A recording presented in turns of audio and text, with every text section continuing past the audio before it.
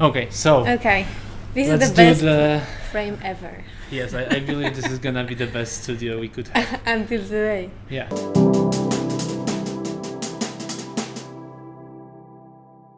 Welcome, listeners. This is episode number 11 of Two Facet Podcast. I am Juncal. I am a product designer, and I am here with the other Matt, host. product manager. Welcome. Hi, everybody. Hello. Today we've met for the topic on how to manage and create ideas, right? Yes. Basically, we're Okay. going to talk about ideas. So Yeah, and why ideas? I'm super why not excited. solutions, problems, and all of those abstractions that we've been talking about so far? True.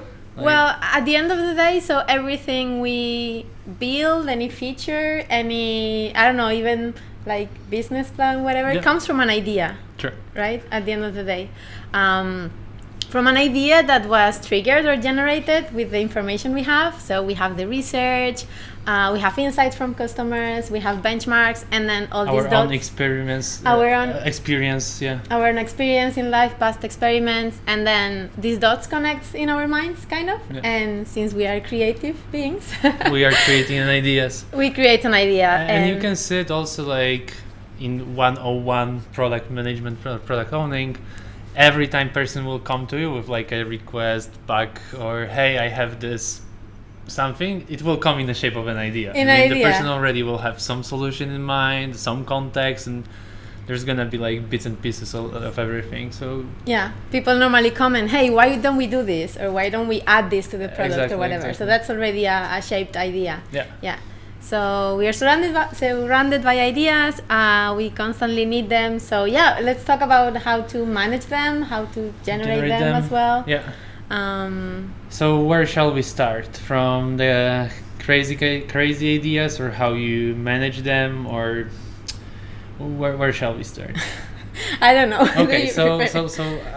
I can start this time. So Okay. imagine someone is coming to you Mm-hmm.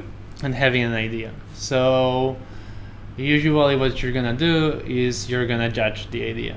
I mean, not saying that everybody will, but that's kind of natural way. It's like, Yeah. hey, how about doing this? And you will say like, initially, let's not, or let's Instant do, response. Yeah, like I love it, Yes. or that's stupid. yes, Yeah. but right. So Yeah. you will see things like this. And what I believe strongly in, and I actually heard it from Gabri Prat, is something called greenhousing ideas. So you can imagine that like with the plants. So if you seed the plant, the seedling gonna be pretty weak and will require love, and like that's why we invented greenhouse. No, it's like you put the greenhouse on top of a plant, and then you control the environment and make the plant flourish or die if it's weak seedling or whatever, but you at least give it chances to actually grow there.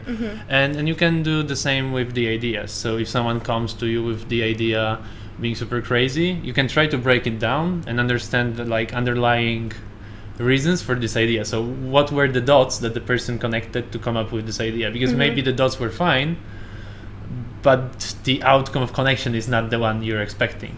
Okay. But you know, the problem that the idea solves, or the source of it, maybe it's still valid. So imagine, this is an example that I can bring that's not IT. It's like, imagine the next time you're gonna be doing office party, someone comes and says like, hey, let's do naked party. Let's make everybody come naked to the office. And it's like, on the first sight, you're gonna say, let's not. I mean, Like, come on, why did you come with this idea? No? yeah, and let's prevent like any illegal problems. And you know, 2021, making naked party in company can bring you problems and doesn't sound that good. But you may ask like, why? Like, Where does this come from? This yeah, idea, no? why this and not that? And then the person may say like, oh, because you know, we have a lot of feedbacks about people like having problem with breaking ice. And then you know, if you're naked, there's no more ice to be broken. And you can respond, okay, you know, that makes sense, but maybe there's but. So I'm not making this good, you will know in a sec. But you can try to propose to this person like a shift in this idea, because you can do different things to like break the ice. Maybe you need to do like activity. Maybe you need to do team activities on the party and things like this. So it's still valid. You have the problem of people having problem with breaking ice. Maybe that's not the best solution. Still, the trigger for the idea was still valid. So you should give this person, and by talking to this person, asking like, why did you came up with this idea? What was the trigger? What do you want to achieve? And how you would test it? You can actually find the trigger, and you can try thinking if this idea, you know, should go to this greenhouse and you should help it, or it's actually a weed and you don't want it in your greenhouse. And then the other thing that another one, aside from asking why, so a person comes with this crazy idea and you say why, the other part that I really like is letting the person that had the idea to test it somehow. Like, first you need to try to do this decoupling and try to not say like, okay, first grab 3 people and make naked party with 3, and if it works, let's scale it. Not that. But then, you know, if we are in this company party concept, let's say we want to run like 3 different activities for the teams. You can grab people from those teams and just talk with them. Hey, we're thinking about this activity. Would it work with like dynamics you have in the team between the people and things like this? So, and then after that, the person would know, okay, out of 3 solutions we had, those 2 will work, or maybe all 3 are great, or maybe 1 only, or all 3 are to be trashed. But you know, you gave this idea, like you put it the seed, you gave it to be like a seedling, and then you can decide if it's pretty plant and you want to keep it, or it's like I wasn't planning this kind of plants in my garden, so let's kill it, or it's like a weed. And probably the person having the idea, just by trying to implement an experiment of it, will realize like maybe this wasn't that good on the process. That's something unpopular, but yeah, this sometimes can be this soft no. It's like, it is kind of in human nature. A lot of time when you're gonna ask like a person to, hey, let's try it, or let's think about it a bit more to get more context, a lot of people will stop here and you will never hear about them anymore. But that's fine too. Like, okay, you gave the space to the seed, it didn't grow. So it's fine too. But it's always not saying no upfront. Yes. So it's like, if you want to put it in a like product development life cycle, it's like when you're thinking about idea bank, you always accept new ideas, and then you prioritize them during your framework. And then some of them, if you're using ShapeUp, will land on the betting table. Some of them will never land there, or never gonna be on the top of your backlog. But that's okay. I mean, you didn't promise anybody to run anything. You said like, yes, you have idea, cool. This is its purity or its position in my bank. And that's fine. And it means only that this is the order we may attack it. Yeah, so it means to be open and embrace to a bit of crazy ideas or different ideas. I love this concept because I think they are super important. Stupid ideas and crazy ideas, right? Because sometimes when we try to ideate, first things we do, when we need ideas or we try to ideate, we start coming up with ideas that are kind of familiar to us. That we thought about in the past, or that we feel like comfortable with them, and breaking this it's not that easy. No, but there are a few ways you can do. I mean, you can well, first thing is not judge the idea. Especially if someone is coming, try not to have an opinion like immediately. Exactly. And understanding why this can be useful as well helps. So it's useful to embrace the crazy idea, because everything is so competitive right now, and we have such a big uncertainty that these crazy ideas can lead us to innovation or better ideas. Maybe this sounds stupid, like, okay, if the idea is bad, how can it take it to something good? So it's kind of the process you explained. Maybe if you let it grow, or if you let it evolve, you get to a point that it's a different place that you would have landed with like your normal way of thinking. Magically it's a good idea, no? Yeah, suddenly it turns into a good idea. You can think about it like an example. You can say it's stupid, and people will still say it's stupid even now. So let's think about Instagram. So the day they were releasing it, that person was creating an app with filters on photos, and that was it.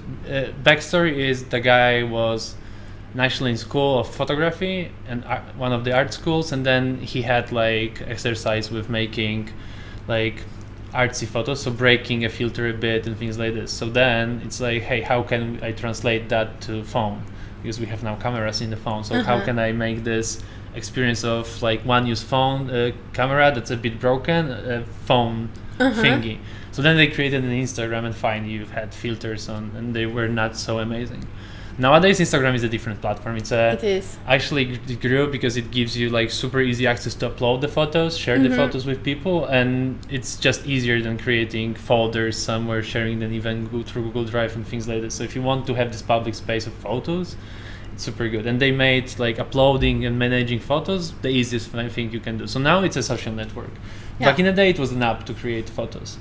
And then you went from this idea to that idea. And if you would be checking like with 5 people asking like, hey, do you believe I'm gonna earn like $3 billion while selling the app with filters on photos? They would say in 2003 or something like this, like, nah, man, like, come on, what are you trying to do? So the first idea was not like the end and that's it. Yeah, exactly. It was like the starting point for evolving this idea and getting to something that it was a bit more disruptive and different. Yeah. That you wouldn't have landed but there it otherwise. Needed time there, and if someone would say like Instagram is just stupid, let's drop it. Yeah. Wouldn't that work? So that's a good example of what you say. Let, in a way, the idea grow. Yeah. In this case, it was a whole company already and things like this. But I'm trying to use different like examples to show it. Yeah. So so either let it grow, or as well finding some components of it that maybe the idea itself is bad, but the reasoning behind, or maybe there are some like valid insights behind it that we just don't see. Okay, and then so one thing is like when stakeholders come to you and come with insights, ideas, comments, feedbacks, but the other one may be like, hey, you don't have ideas. I mean, you need ideas. You have a problem. So how to? Welcome to my life. Because this is how a bit how it works now. So we come, we say, hey, this is the problem space we want to solve in the next cycle, and then we need to solve it. Exactly. How do you generate them other than, hey, do you have an idea how to do it? So you can start ideating by yourself or with others, and then at the beginning is this point like, okay, I don't have ideas. And one of the things is because you're judging the ideas even before writing it on the paper, even before saying it, you're judging it already. Yeah. And this happens a lot in brainstorming. Yes, that's true. Like you feel a bit ashamed with other people to say an idea that is not super good. We want to, write in front of the others. And it happens also like when you have a mirror board and people then are a bit more open, so they will write a bit more. But then once you start going through post-its, half of them not gonna have creators magically, because it's like, oh, and who wrote this? Like, and then no one did, right? There's no creator of this post-it. It magically appeared here, and it's good. Like, I mean, the post-it probably is good, and the creator shouldn't feel ashamed. So you need to create this space of allowing for not so good or maybe a bit crazy or stupid ideas, because the more ideas you have, then you can build on top of other ideas, find elements, and then you can keep ideating.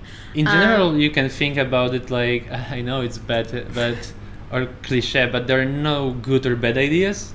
True. I would say they're just not prioritized ideas, especially in case of our podcast. I love this. You take the idea, you prioritize it, and then if it's on the bottom of your 100 elements idea bank, you know what's gonna happen to this idea. Like, not gonna happen. Or maybe you will find out I need more evidences, or maybe it's too hard to deliver, or doesn't have any impact. But then you are not judging it by yourself, but more by potentials, and then maybe later through experimentation if you decide to let it grow. So that's a good comparison. So you would want to have a lot of ideas, and then after on a second stage, then especially judge them. Ideas are cheap. Yes. They cost nothing, so more you can get, better. Exactly. And, there are studies, like official studies, and I don't remember exact number, but I would say that 6 out of 10 ideas doesn't make the difference. So or maybe the ratio is a bit smaller, but actually majority of the ideas you're gonna be not the impactful ones. Yes. And that's why it's so important to have them prioritized and to experiment through them, so you can drop the not meaningful ones early on. And this is the thing, but in order to drop them you need to have them, so more you can have, it's statistically you're just having better chances at finding the idea that's gonna make the difference. So exactly. Yeah. So you're on a brainstorm and you start the brainstorm like, hey, don't judge the ideas, let's write whatever. But people normally don't do that. So, well, there's a couple of exercises I sometimes do. One I like is the worst possible idea. Yeah. So you ask the people, so like, okay, as a start, we are going to think about the worst possible idea. Not the craziest, like the really worst, the idea that is not going to solve the problem. So, I don't know, imagine you need an idea for the party, the company party. So the worst possible idea would be everyone staying at home and not even connecting. That would be like the worst. Like, come on, there's no party, right? Just drink to your wall. Exactly. So you want people to have these kind of ideas, like the worst possible, and then you see that people start actually ideating a lot, because the worst thing that can happen is that your idea is bad. And people like to think about bad stuff, so it's more common for them. Yeah. So with this, you can start having the people with this feeling of not being judged and just putting the ideas out. So it's a super good warm-up. And even if they are still a bit ashamed or whatever, it's actually, you're not gonna put anything worse than the ones that are there. So it's like, come on, don't feel ashamed. You're not the worst are the there worst, already. So anything you add is gonna be better, so no worries. And people have fun during the activity, so then you can say, hey, this is how you need to feel now that we are like ideating. Then as well, you can take this. There's another part of the exercise where you can take them and try to find the key components of them and try to flip them. Okay. You can do that one, or just use it as a warm-up, and then it's still good. And this is similar technique to what I was saying about like trying to decouple the idea. So it's, again, if someone comes with this naked party, you don't keep being focused on a fact of people being naked, but why did you came with it? So then you see the trigger. Why do you believe it's gonna be important? How it's gonna change the reality, goal, team, whatever. And then you start seeing those components of like, okay, so why did you came up that this is the idea? And maybe half of it is still super valid. Like, I cannot find better examples now after the naked party. I like that example. Yeah, but trust on that one on me. Developers do understand it too. I'm trying to find one more techie. Okay, so you can ideate with the worst possible idea. There's a ton of ways to ideate. Also, like the shaping process is also ideation a bit. Yes. Without the solution, but trying to find the key components basically of the problem. So another trick to do during brainstorming as well is to try the people not say no or but, because that's very common. You were saying that at the beginning. So people say something, they share it with everyone, and then someone like, but we cannot do it because we don't have resources, or but we cannot do it because it's summer and whatever. So people has to say yes and. So they are forced to build on top of that. Okay, if this would be real, what would I do to improve it? Right? Like, yes, and we do it in winter instead of summer, kind of. Yeah. And even I read on some books that you can do that like as a rule on a team. Like, no one can say but or no. You can only say yes and. That's maybe nice. A bit too extreme, but interesting The point. other is also how. So sometimes when you're gonna be in discussion with technical limitation in place, and you're gonna hear like, you could hear, no, but that's undoable. It's like, before you jump into it, ask like, okay, so how would you build it? Because the person may say, oh, I don't know anything about tech, I hope you will know. That's fine. So then you come and say like, I believe it's impossible from tech perspective. But in other case, the person may have already like a hack in their brain. Especially in like digital products and product companies, like where you have like a big product, you can see that people inside the company and the teams start using the product differently than what you designed. Yes. So they have their own paths, their own flows to maintenance and things like this. And they may already know about mechanisms that you don't know about. And they may have some dots connected. So I would always ask about how would you. Yes, that's a good one. Yeah. And the why you mentioned at the beginning as well, to understand a bit better. We have some noise in the background. Yeah, we have some noises, but this is living organisms, so that's totally fine. Yes. Yeah. So not judging the ideas, trying to do that. The other thing is building on top of each other ideas. So while I'm not a big fan of brainstorming in big groups, so meeting by 10 people and trying to shoot ideas. Well, that's difficult always. Yeah, but it's always good once you have an idea to try to challenge that. So trying to bounce it through at least another hat, or maybe 3 people meeting, having like a deep focus and understanding of the domain, and then trying to bounce the idea through them will help in order to ideate and find the missing pieces and things like this. And the word building is because you're not challenging to kill it. Yeah. You're challenging to see if you can make something out of it, if you can make it evolve, and if you can find something disruptive or breakthrough that wasn't there before. Exactly. Yeah. Or people may answer questions that you had and you had no answers to. So maybe there's technical limitation, and if you have the idea and you go and say like, hey, let's build it together, you can feel much better with it. So yeah. Okay, where shall we go next? So we have a list of topics here. So I totally think that everything we said, it's kind of a definition of an environment that fosters innovation. Yeah. Maybe we can touch that part, or yes. So how to do it in the company, right? So how to enforce that there. So super important thing, and I do believe a lot of companies say that. I'm not sure how many of the companies actually do that. Okay. Is giving permission to fail. So again, if we think about this ratio that I mentioned, and in the description of the episodes we'll put the actual ratio there.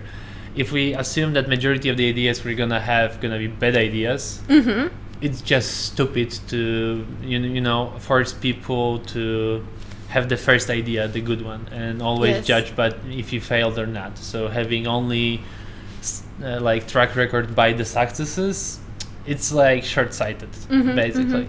Or you will be fooling yourself a lot and you will move to output based. So you will be producing and you will be judging your success by a fact of producing stuff, which sometimes is good, sometimes not, depends on like where are you as a company. But if once you look at the outcomes or KPIs or what's happening after you do your work, it's actually much easier to see the failures. So you will see that, hey, I shipped this. Oh, this did what I wanted. So let's say you have hypothesis that 100 of your users will do action B after you ship the feature, and you ship it, and they don't. Or maybe they do, but it doesn't actually translate to your higher KPI, like, I don't know, user engagement or revenue or whatever. So you maybe have something, but you still failed. And that's fine. That's why you have goals and enough time to try different ideas. But it's really important for everybody to like be transparent about it and give this permission to fail company-wise. And the failing, what brings is the learning. Yeah, right. Yeah. So that's the value of it. It's knowledge, and the same is with Itamar, ShapeUp, Scrum, any frameworks that are agile and like used nowadays. They do relate to like how fast can you learn. So it's from the idea to experiment, lead time is measured. So you try to, if we're going into micromanagement of the team and things like this. So for example, if you're looking at the agile methodologies, you're gonna have something which is lead time. So from we're gonna do it to it's on production making a change. And you want to make it shorter with ideation or idea banks, because like you're gonna have a lot of ideas and you want to test them in short time. So you need to be working on going faster, failing earlier, and then moving to another idea. And if you don't have support from company, you're gonna be looking weird, because you maybe had a team that's deploying 5 times a month, and then on the demo saying like we achieved nothing. But that's not true. What won't work. So and maybe the next time is the one that you really nail it. Exactly. And because you now have all the information after 3-4 failures, and now it's the time you really make it, and you're okay. But that's why you make plans not for a week or one sprint. You make plans for quarters or years to be able to verify those hypotheses and have enough time to test them, basically. And the less resources, investing less time is in a way less resources, so it's less painful because you get faster to the failing and to the learning. Yeah, so that's one point for. Yeah. Then the other one is, as we said, so you shouldn't be judging the ideas up front. And I would say even if you're lazy, it's even better to not judge them. Even if you're lazy? Yeah, because you may be like, you're pretty lazy product owner, let's say, and you know upfront, hey, I'm not gonna do half of the stuff people come to me, so I'm gonna just say to them, stupid, delete it, I don't have. Like, or, I already have my backlog, don't come to me. That's or what I don't have backlog like with ShapeUp, and if I will be willing, I will bring it to the betting table because it's important or not, or any other situation. But so you say like immediately hard no, but the soft no is also fine, saying like, okay, so why, and could you build it for me? It's good for lazy product owners because you can get only two things from it. So you either the idea gonna disappear because the person not gonna prepare anything additional for it, or you're gonna get super well defined idea because the person will spend some time, think about the target market, why, how, and all of those things. So you will get it much more defined. So again, less work for you on definition and things good like this. Good for lazy POs. Yes, but it's good both ways. So you will get the better idea, the person will understand more, you will understand more from that person. So much bigger chances for the idea to actually bring something good to the table. Yeah. So and a lot of times these people who comes with the ideas, probably they have insights from users because they are with them. Probably they have important information there, and this is why they are coming. So and that's one. And then not judging also because, as we said, you can get the components of the idea that still can be valuable. So good to dig deeper. And basically this is having the ideas listened in a way, so people feel that they can knock on the door if there are doors, or maybe channel not on Slack or any other way. And that's the idea. And I think having the transparency information as well, how everything works, so the information flows and the information is transparent, is good as well, because this enables people, as we said in the beginning, to connect the dots. Right, so maybe or do the homework that I said, like as well. Hey, how many customers you would like to attack with it, and then you need to have an access to customers and be able to group them by something, and define all of this stuff. Yes, if you are maybe customer support, something like that, all the day with the client, you have a lot of information from the client. But if you don't have any information about product strategy, about business, about anything, probably it's difficult that your ideas form in your mind to get you to help the business achieve the goal. So if all of this is transparent, will help. And it's usually just healthy to have the transparency in the company and having this kinds of informations being accessible by anyone. So the alignment and everything else is just easier. Okay. I think we covered all the topics. I believe so too. So really good one. Hope that you guys liked it too. If you did and you have any comments or questions to us, feel free to use the comment sections on YouTube. Yes. The twofacetpodcast@gmail.com if you're listening or you want to send an email to us. You can find us on Twitter @twofacet and on YouTube where you are listening or watching to, and I still don't remember the URL. We are bad at this. Yes, we are super bad, but we're gonna get better at it. But in YouTube, you can subscribe. And give a thumbs up. Yes, please do that. Oh my god. Thank you, Juncal. Thank you. Thank you, listeners, and have a nice one. See you later. Bye. See you. Bye.